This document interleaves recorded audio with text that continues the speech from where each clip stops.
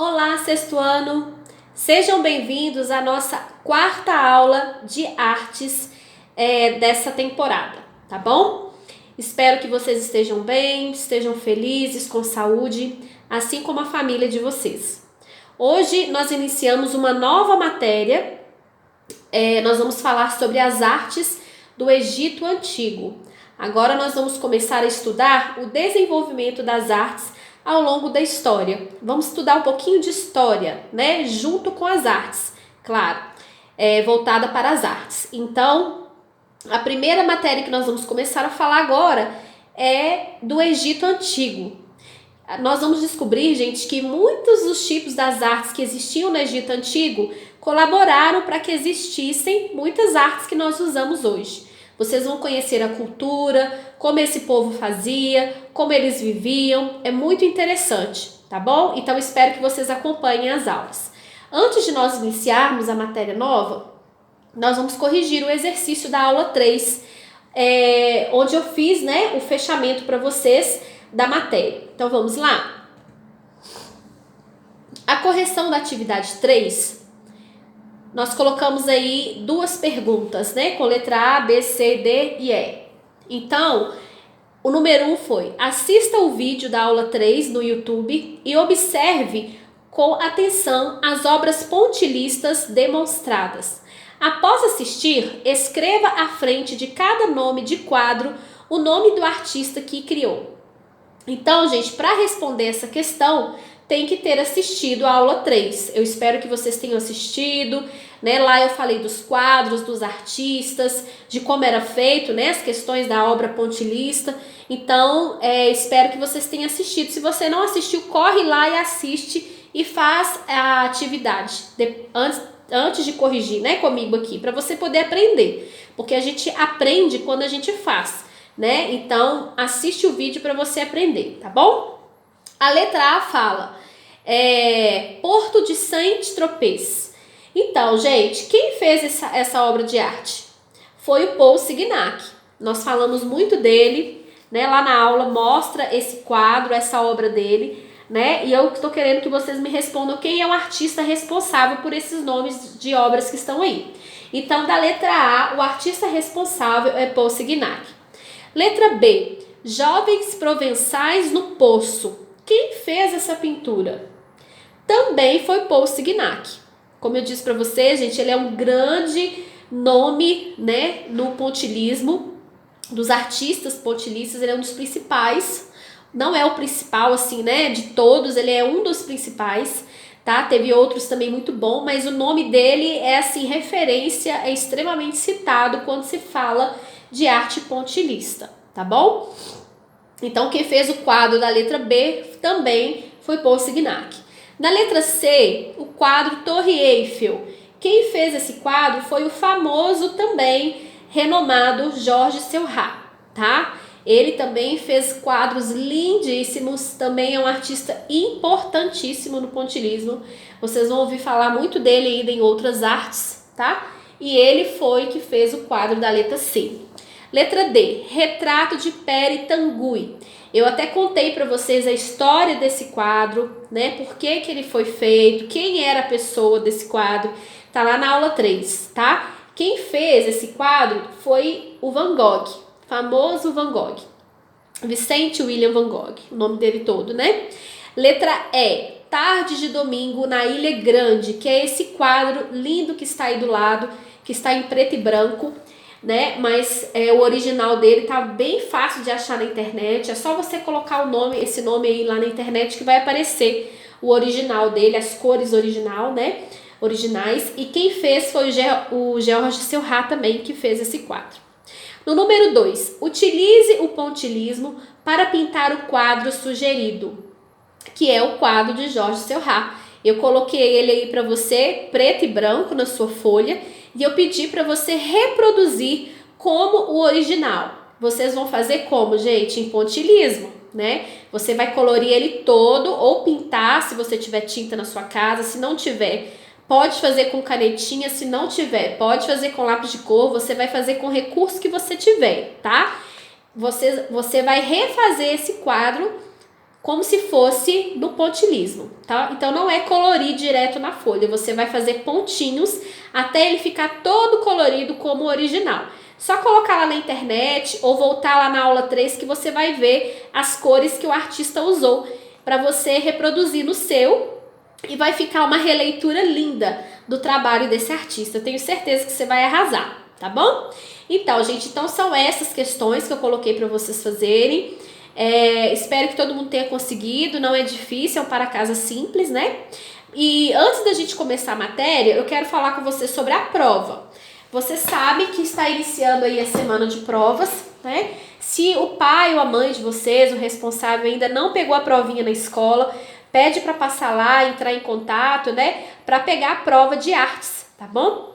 Então, nessa semana, eu não vou enviar a atividade 4, referente a essa aula nova de hoje, da matéria nova, para vocês terem tempo de estudar, né, de colocar as coisas em ordem. Então, não estou enviando atividade por causa disso, tá bom? Mas a revisão de prova já foi passada com vocês dentro da sala de aula. Alguns alunos entraram comigo no Zoom na semana passada para tirar as dúvidas, tiveram a oportunidade de perguntar, né? E a matéria da primeira prova eu já passei toda para vocês na folha de revisão na sala, que vai ser sobre as cores, lembram? A prova vai ser sobre cores quentes, frias, neutras e tudo que eu falei sobre cor é a matéria da primeira prova, combinado? Então vamos iniciar, hein? Gente, quais são as artes encontradas no Egito Antigo? O Egito, gente, os egípcios eram um povo extremamente inteligente, extremamente produtivo. Eles deixaram artes fascinantes que foram encontradas e até hoje são encontradas em escavações, né? Os arqueólogos, os egiptólogos ficam por conta aí de procurar destroços, né? E objetos escondidos, né? Tesouros egípcios. E até hoje se encontra muita coisa, muita arte legal. Inclusive, há pouco tempo atrás, eles encontraram 20 sarcófagos de múmias egípcias com todo decorado de arte em um lugar, eu esqueci o nome do país, mas eles encontraram essas 20 múmias dentro de sarcófagos, né, que foram para museus para ser estudado e tal. Então, até hoje, eles acham relíquias e artes que eles faziam no Egito Antigo, tá bom? Aquele povo, eles faziam vários tipos de arte, pintura, desenho, arquitetura, escultura, arte da música. Eles inventaram e começaram a fazer o tecido, a tecelagem. Eles tinham também a arte voltada para a gastronomia.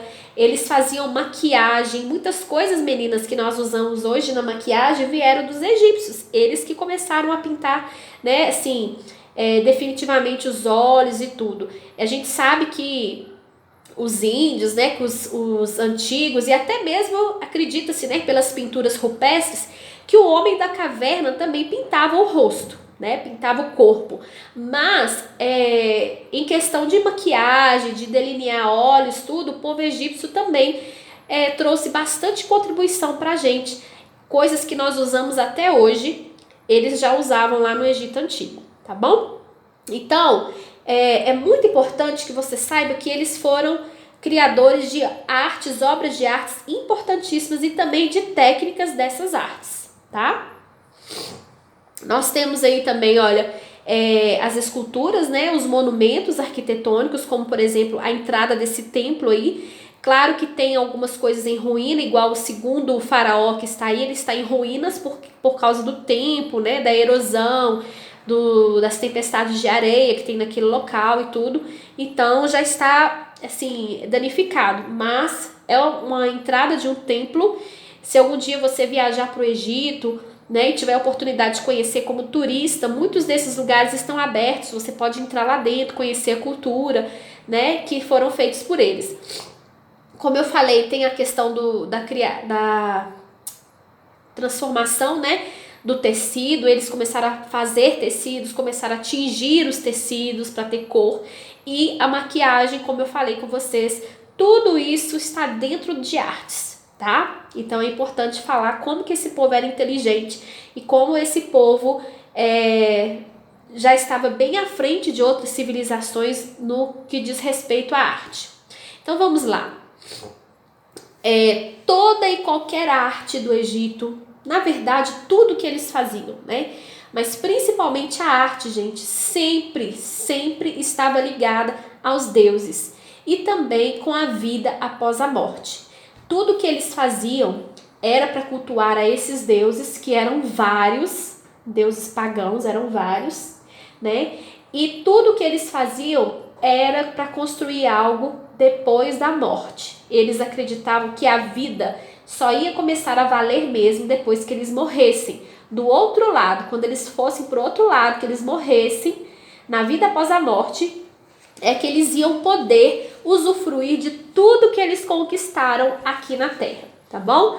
Então, eles tinham deuses para tudo. Eles tinham deuses para a vida, para a morte, para a maternidade, para a guerra, para a colheita, Deus do sol, Deus do vento, eles tinham Deus para tudo, tá? E era muito comum naquela época que eles representassem esses deuses com cabeças de animais, tá? Como, por exemplo, Anubis, né? Que eles acreditavam que era o deus protetor dos mortos. Ele tinha cabeça de cachorro, de lobo, não sei, né? Tem também um cabeça de águia, de coruja. Então, eles usavam esses animais para representar isso, tá bom? E é importante vocês lembrarem que tudo que era relacionado à arte era ligado aos deuses e à vida após a morte. Então, gente, por incrível que pareça, a mumificação também era considerada uma forma de arte, tá? Porque assim como nos templos, né? Assim como nos templos, as peças e os espaços relacionados com o culto dos mortos eram artisticamente elaborados. Então, olha para vocês verem esses sarcófagos, esses locais que eles guardavam as múmias, né? Que eram os caixões deles na época. Eram todos cravejados com pedras preciosas, eram feitos de ouro maciço. Naquela época, a prata era mais valiosa até do que o ouro. Então, tinha sarcófagos inteiros feitos de prata, tá? Sarcófagos feitos com super detalhes, né? De escultura, de lapidação que eles faziam. Então, era muito bem feitos. Essas peças, gente, que foram encontradas, elas são valiosíssimas. Estão em museus espalhados no mundo inteiro, principalmente no Museu do Louvre, em Paris, e também no Museu do Cairo, no Egito. Tá? Lá no Cairo tem um museu só com peças artísticas que eles encontraram dos egípcios.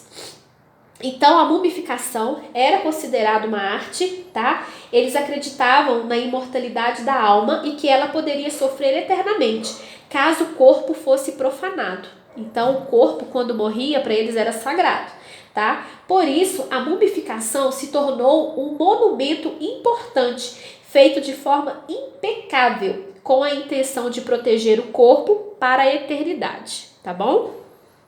Então, nós temos aí o modelo de uma múmia, né, mumificada, e o sarcófago onde elas eram colocadas, como que eram bem feitos, essas urnas, tá? Ok. E a pintura egípcia, gente? A pintura egípcia também era importantíssima, né? Se tratando de pintura, que é onde ocorria a lei da frontalidade, que eu vou falar com vocês, tinha algumas regras para ser feita. Não era qualquer egípcio que podia chegar lá e pintar a parede, não. Eles tinham que saber o que está fazendo, tinham que ser autorizados por Faraó e tinham que ter várias técnicas para poder pintar do jeitinho que Faraó queria. Faraó era muito exigente. E se a pintura não fosse feita como ele queria, dentro do tema que ele queria, as pessoas poderiam ser até mortas, tá?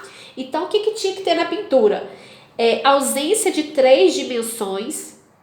A pessoa tinha que olhar para a pintura e ver apenas 2 lados dela, ou frente ou lateral. Não tinha como ter 3 dimensões. Outra característica, a ausência de sombra. Nenhum dos desenhos egípcios nas pinturas vai ter sombra. Isso era uma lei, era algo que eles tinham por lei para fazer. Não podia ter sombra nos desenhos. E outra coisa é a utilização de cores convencionais, cores simples, tá? Não tinha muita cor secundária, cor terciária, não tinha muito isso. Eram sempre praticamente as mesmas cores que eles pintavam tudo. Cores mais terrosas, usava muito preto, vermelho, né? Porque eles usavam tintas com coisas que eles tinham na natureza. Eu vou mostrar para vocês sobre essas tintas daqui a pouquinho, tá bom? Então, para fazer a pintura egípcia, tinha que fazer ela de acordo com essas 3 regras, ok? Olha só, as tintas, gente, utilizadas nessas pinturas eram extraídas, como eu falei, da natureza. Então, praticamente, eram sempre as mesmas cores que eles pintavam as coisas. Se a gente olhar na internet, a gente vai ver, se você colocar lá, pinturas egípcias encontradas nas paredes, você vai ver, né, que é quase as mesmas cores. Então, o preto era chamado de Ken, né, era associado à noite e à morte, tá? Era obtida do carvão de madeira. O branco, Edge, era extraído do cal ou do gesso e simbolizava pureza e verdade. Então, todos os desenhos que a gente via com coisas relacionadas a branco, né, geralmente estava associado a deuses, a faraó, sacerdotisas, pessoas da nobreza, né, que tinham símbolo de pureza, de verdade, de autoridade, tá? O vermelho, Decker, representava a energia, o poder e a sexualidade também, e era encontrado em substâncias ocres. O amarelo, Kedge, estava associado à eternidade, tá? E o verde, o Adje, simboliza a regeneração e a vida, e era obtido de malaquite do Sinai, que é uma rocha, né? O azul, Quetzebed, extraído do carbonato de cobre, estava associado ao rio Nilo e ao céu. Lembrando, gente, que o rio Nilo para os egípcios era sagrado, tá? Esse rio, ele era sagrado para eles. Tudo que eles viviam, que eles faziam na vida deles, agricultura, construções, tudo eles dependiam desse rio Nilo. Então, ele era sagrado para eles, tá bom? Então, as cores mais comuns que eles usavam eram essas, claro que tinham outras, mas eu estou falando para vocês o significado, como que eram os nomes lá dessas cores para eles, né, de algumas que eles usavam, tá bom? Na pintura, gente, também tinha uma lei muito importante, que não podia ser revogada de jeito nenhum. Para você poder pintar no Egito, tá? Para você fazer a arte da pintura, você tinha que fazer de acordo com essa lei. Era Faraó que estabelecia as leis, que era a lei da frontalidade. Era a forma que os egípcios representavam o indivíduo com seus olhos, ombros e peitos colocados de frente. Observe esse desenho, né? Toda pintura que tinha com pessoas, os olhos, os ombros e o peito era virado para frente. E o corpo, os braços, os pés era para os lados, tá? Você nunca ia ver um corpo egípcio desenhado com o ombro virado para o lado. Sempre era de frente. Isso era a lei da frontalidade, tá? O rosto tinha que ser mostrado ao máximo. E os olhos também, tá? Porque o olho para os egípcios era o aspecto mais revelador de uma pessoa. Eles acreditavam que o olhar da pessoa revelava a sua alma. Olha que interessante. Então tinha que fazer todas as pinturas dentro da lei da frontalidade. E ele, gente, fazia os desenhos deles de forma extremamente calculada. Como os gregos, depois a gente vai estudar arte grega e vocês vão ver. Eles eram muito matemáticos. Tudo certinho, tudo calculado. Eles primeiro desenhavam com um material na parede que podia apagar. Depois eles desenhavam quadrados. Olha como está nessa foto aí. Primeiro eles desenhavam a cabeça. Depois eles desenhavam tudo que tinha na cabeça, olhos, cabelo. Depois eles desenhavam o tronco, o ombro, né? Depois eles desenhavam a perna e os braços. Então eles desenhavam parte por parte para não errar. E era tudo medido matematicamente para que o desenho ficasse harmonioso. Inteligentes, né? Pois é, eles tinham essa técnica. E essa técnica estava dentro da lei da frontalidade, tá bom? Antes de eu ir para maquiagem, eu não posso deixar de falar que as pinturas lá, gente, também era feito assim, ó. Primeiro, quem era pintado era Faraó, né? Junto com os deuses, porque Faraó, ele era considerado um semideus, sabia disso? Ele era semideus, ele era muito temido pelas pessoas, né? E ele era tão temido, tão poderoso naquela época que ele era considerado um semideus. tá? Então, primeiro, nas pinturas sempre aparecia Faraó e os deuses, depois aparecia as mulheres de Faraó e a família de Faraó, que eram a nobreza. Depois aparecia os sacerdotes, sacerdotisas, que eram as pessoas que serviam o Faraó. Depois apareciam os escritores, os desenhistas, né? Se tivesse alguma imagem com pintura dessas pessoas, era nessa ordem que aparecia. E por último, e de vez em quando, eles pintavam escravos. Não era sempre que escravos apareciam nas pinturas, tá? Tinha que obedecer essa hierarquia para fazer qualquer pintura no Egito. Agora, gente, nós vamos falar sobre a maquiagem. Vocês já devem ter visto em filmes, né? Teve uma novela que passou, que mostrava o povo egípcio. Eu esqueci o nome dela agora, que estava passando. E era muito interessante porque mostrava os trajes, o figurino, né? Mostrava as mulheres maquiadas no estilo egípcio. E era muito legal. E olha só, o nome maquiagem ou maquilagem, né? Vem do francês maquiller, que significa pintar o rosto. E é no Egito Antigo que encontramos os primeiros testemunhos do uso de cosméticos. Os faraós, gente, eles tinham nas perucas coloridas formas de distinção social. Consideravam a maquiagem dos olhos como ponto de destaque fundamental, além de evitar olhar diretamente para Ra, que é o deus do sol. Então, eles pintavam o olho, eles simbolizavam, né, o desenho, como dessa primeira foto aí, um segundo olho, né, evitando olhar diretamente para a foto, para a imagem do deus Ra. Eles tinham isso na cabeça, né, a gente não sabe bem o que eles queriam dizer, mas a maquiagem tinha essa simbologia para eles, tá? É com a civilização egípcia, gente, que surge a distinção mulher de pele clara, sabiam disso? E homem de pele escura. Por exemplo, a Cleópatra, né, representava o ideal de beleza daqueles tempos. A Cleópatra, gente, era considerada a top model da época. Ela era considerada o ícone de beleza. Todas as mulheres queriam ser como Cleópatra, porque ela era muito bonita e ela passava pelos melhores tratamentos de beleza da época, tá? Ela era carismática e poderosa, segundo relatos que foram encontrados escritos, né? Banhava-se com leite, cobrindo as faces com argila e maquiava seus olhos com pó de col. Esse pó de col se transformou ao longo dos tempos no famoso cajal que as mulheres usam. Vocês já ouviram falar nisso? Será que vocês têm cajal em casa, que é aquele lápis preto que passa em volta do olho? Pois é, ele veio de um pó chamado col, que nasceu no Egito, essa tendência. Olha que interessante. Então, Cleópatra, né, ela se banhava em leite de cabra, em leite de animais para pele, né? Eles usavam até, olha que interessante, gente, eles usavam excrementos de crocodilo, sabia? Para beleza. Não sei como faziam, mas eles usavam excrementos de crocodilo para beleza. Isso tudo dentro da arte da maquiagem, tá? E eles ficavam apaixonados por mulheres de pele clara. Por isso que as mulheres tomavam banho com leite, porque elas acreditavam que iam clarear a pele. Olha que coisa. Pois é. Isso tudo é modismo, né? Tudo tem a ver com arte, pintura, desenho, tudo que remete à estética, à beleza, né? Tem a ver com arte, tá, gente?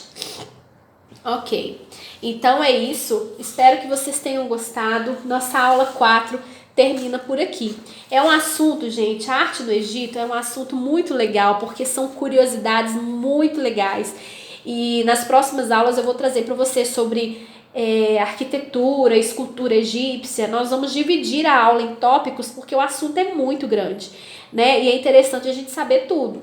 A gente vai falar sobre a música no Egito, que também é muito legal, tá? Então espero que vocês assistam às próximas aulas.